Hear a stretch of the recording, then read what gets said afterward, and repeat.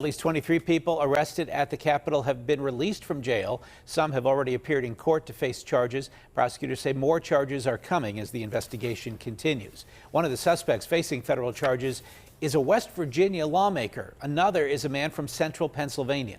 KDKA investigator Andy Sheehan was on a conference call with the FBI and the U.S. Justice Department. He joins us now live with what was said. Andy. Kim, U.S. attorneys are charging more and more of those responsible, and locally they're asking the public's help to identify anyone from this region who may have been involved. In posting this rogues gallery of suspects who they say breached security and engaged in destruction at the Capitol, the FBI and federal prosecutors here and across the nation are asking the public's help in identifying each and every one of them. Please reach out to us. You'll remain anonymous, and we can use that in our investigation. Today, the U.S. Justice Department filed more than a dozen federal charging documents, including one against West Virginia legislator Derek Evans, who recorded his own activities on his cell phone, breaking into the Capitol with the mob.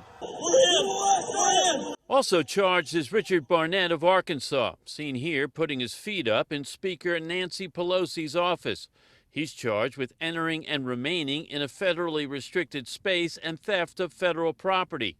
Terry Brown of Lebanon County is charged with disorderly conduct.